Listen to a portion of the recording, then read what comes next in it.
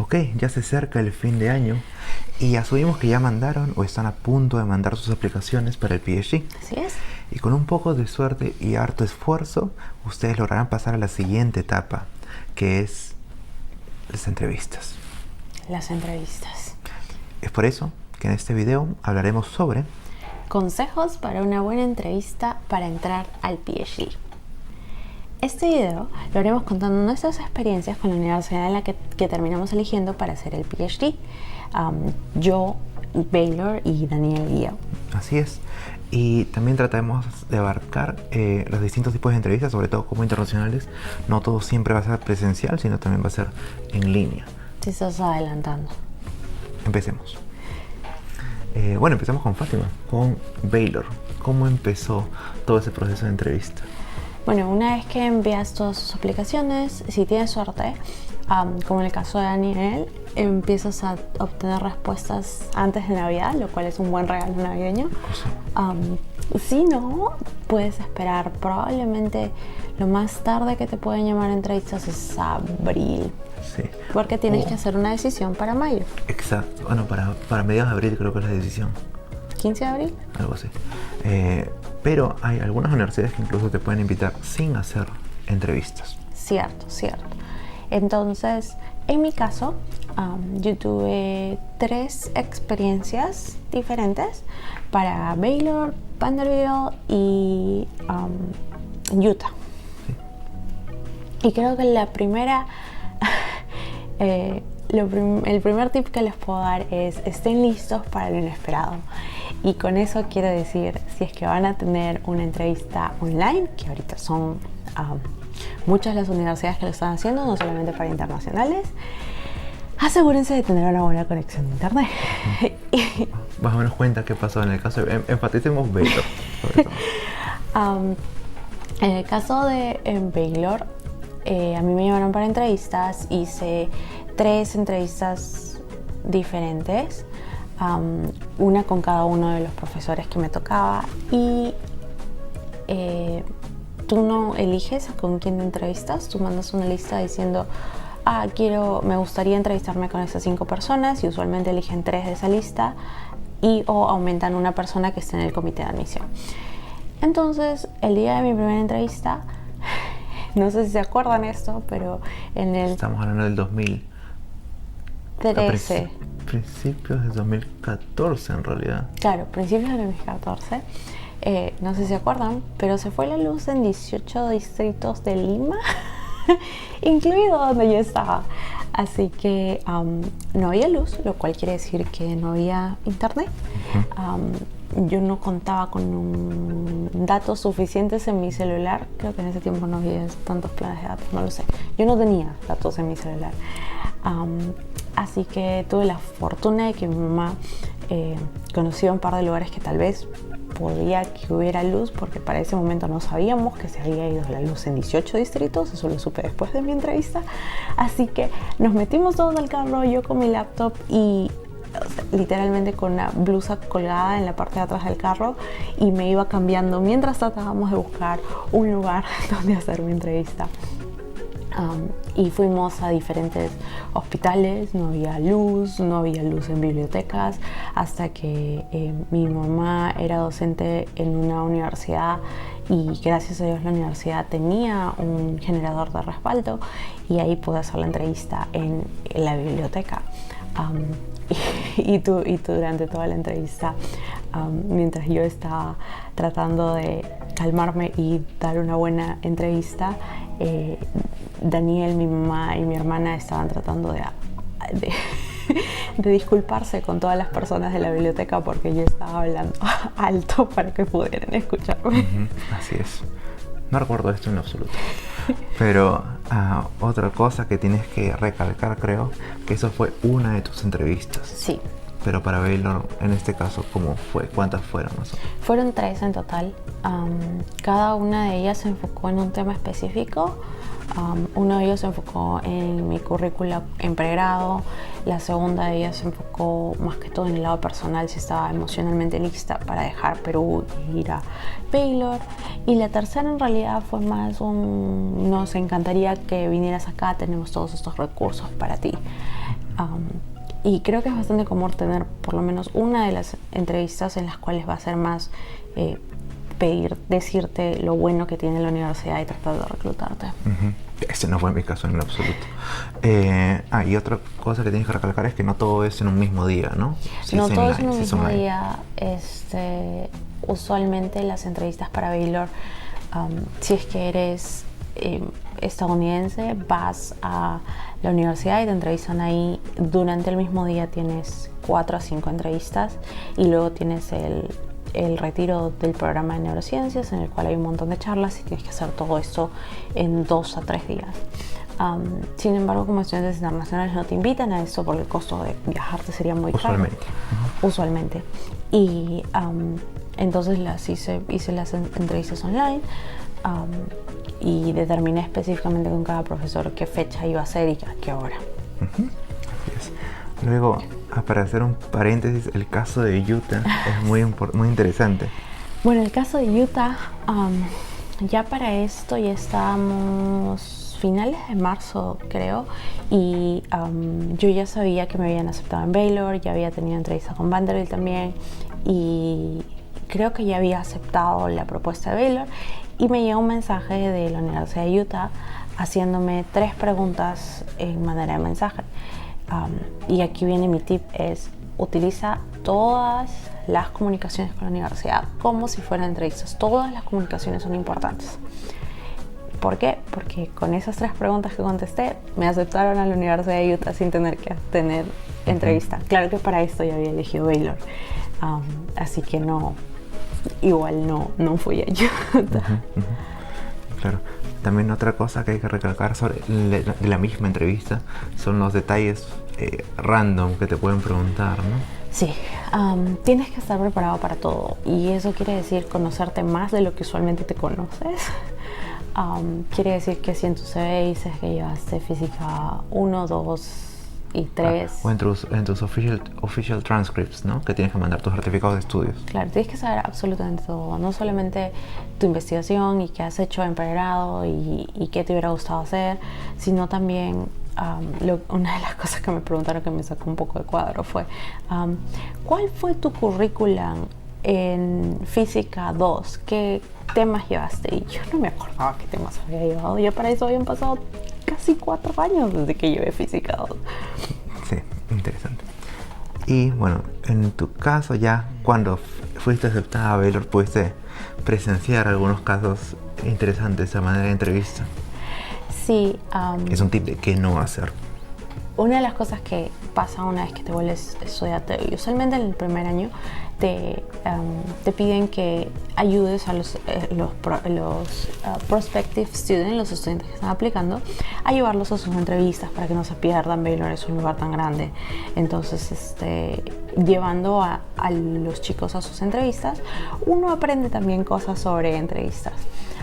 Y uno de los casos que me pareció más particular es que fui a recoger a una de las chicas que había dejado en una entrevista a una profesora y las escucho discutiendo acerca de la data que ella había generado en una de sus rotaciones anteriores en pregrado. Y eso es y aquí viene el tip, que es básicamente no antagonices a la persona que te está entrevistando, no importa qué tan difícil sea o qué tipo de preguntas te haga, siempre trata de dar respuestas. No te estoy diciendo que no des tu opinión, da tu opinión, pero dalo de manera respetuosa. Sí, y sin más decir, obviamente la chica no entró al programa. Interesante. Ok, en mi caso voy a hablar específicamente de la Universidad de Yale, que fue la única de todas las entrevistas que tuve que fue presencial. Ellos me mandaron un correo, a mediados de diciembre, que tenía la oportunidad de viajar hacia New Haven, donde está la Universidad de Yale, para poder gozar de una experiencia de 4 días, y uno de esos días iba a ser netamente de entrevistas. Y bien, esta entrevista fue en enero, febrero más o menos, en febrero creo que fue, y acaba mi primer consejo. Era la primera vez que viajaba a Estados Unidos en febrero. Y lo único que decía el mensaje es simplemente vestirse adecuadamente y estar preparados para el invierno en New Haven. Yo no tenía idea qué cosa era el invierno en New Haven. Así que dije, voy con un terno. Y chao. Bajé del avión y creo que estábamos a -10 o -15 grados. Me estaba congelando y no tenía mucha ropa que me iba a abrigar, digamos, ¿no? Así que los 4 días que estuve ahí me peleé de frío. Menos mal que casi todo era sala adentro, se puede decir, bajo techo, así que había calefacción y todo, lo cual era muy bueno. Pero estén preparados si es que van a tener la oportunidad de viajar para entrevistas, de vestirse adecuadamente. Y otra cosa, si es que van a estar ahí, es elijan bien lo que van a comer, porque también ese mismo día que llegué comí algo que me cayó mal y todos los 4 días de mi entrevista estuve hasta las patas. Así que tengan cuidado con eso. Al momento que me mandaron el mensaje para invitarme a la entrevista, me dieron la oportunidad de sugerir, igual que a ti, qué personas quisiera que me entrevisten. Y yo di 3 nombres. Para mi suerte los 3 me entrevistaron, pero tienen que estudiar bien qué personas van a entrevistar. Tienen que saber sus últimas investigaciones, qué cosas hace su laboratorio, y más o menos tratar de tener un enfoque de qué cosas les podrían preguntar a ustedes en base a lo que ellos estudien. Sí, ojo, que es importante que ustedes sepan la investigación de ellos, no porque van a ser, ¿cómo se dice? Tu jefe de laboratorio eventualmente o... No solamente eso, sino no solamente para halagarlos de que ustedes han leído su investigación, sino porque lo que ellos estudian es probablemente de donde van a sacar el pool de preguntas que te van a hacer a ti. Y es lo que hacen, es su vida diaria, así que tienen que encontrar un tema en común que puedan conversar. Que van a hacer media hora de entrevistas ahí viéndose las caras, ¿no? Porque no solamente esperan que el profesor que hace las entrevistas sea el que habla, sino tú también tienes que hacer preguntas y ser bastante proactivo. Y depende, hay entrevistas que son mini entrevistas, literalmente son 5 o 6 profesores en el día, y son solo 10 a 12 minutos, entonces tienes un tiempo cortísimo para poder dar una buena impresión. Bueno, en mi caso, como fue presencial, las entrevistas eran un mínimo de media hora a 45 minutos. Igual como mencionó Fátima, en el caso cuando yo llegué, yo tenía interacciones con un student buddy, que era un estudiante de PhD, ya un poco mayor, que me guiaba con los profesores y me daba una introducción al campus. Es muy bueno que ustedes tengan una buena relación con este estudiante, porque ellos pueden que tengan un voto al momento de elegir qué prospective PhD students van a ingresar a ese año, ¿no?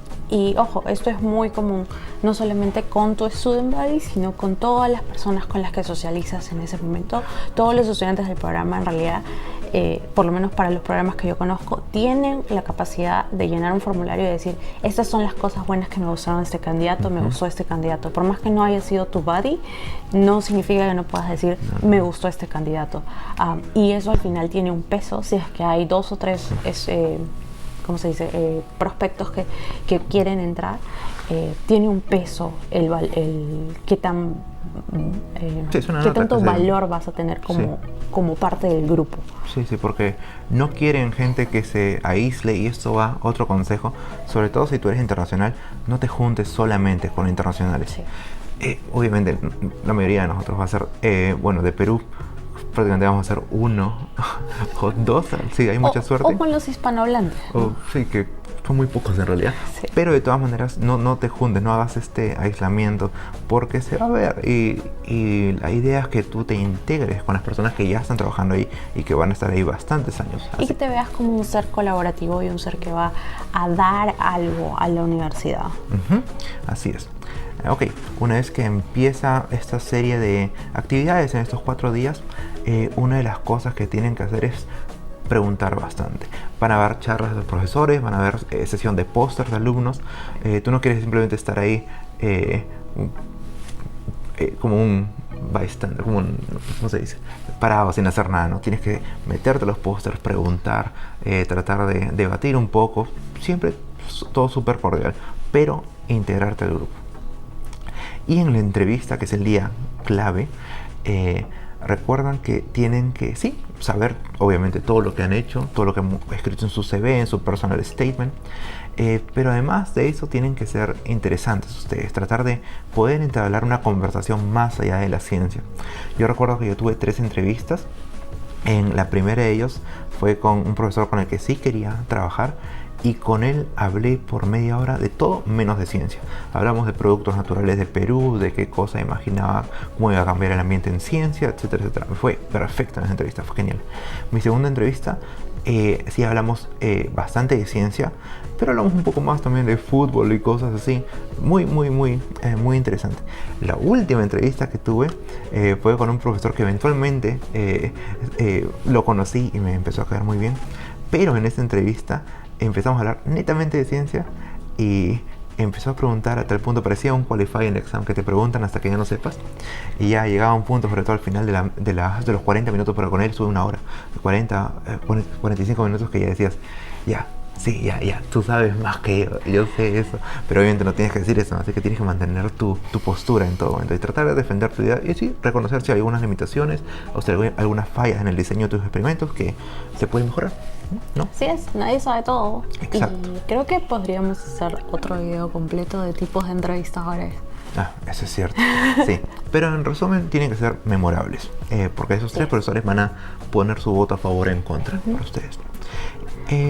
Y al final, cuando terminaron todos esos 4 días de eventos, de integración, etc., yo volví a Perú y recuerdo que alguien me dijo, no sé quién, que es importante, sobre todo en Estados Unidos, es algo que yo no sabía, escribir un thank you email, un email de agradecimiento a la persona que te ha invitado, en este caso a la directora de mi programa. Y yo le escribí, antes de subir al avión, muchas gracias por la invitación, bla, bla, bla, bla, bla, bla. Y minutos después bueno, horas después, porque tenía que aterrizar el avión, de que envié el mensaje, me enviaron el mensaje diciendo que sí, que había sido aceptado. Así que ojo, no siempre pasa eso. No, No se asusten si no les llega un mensaje inmediato diciéndoles que han sido aceptados. Sí. Toma tiempo. Pero no pierdes nada siendo cortés. Sí, así es. Quedas bien.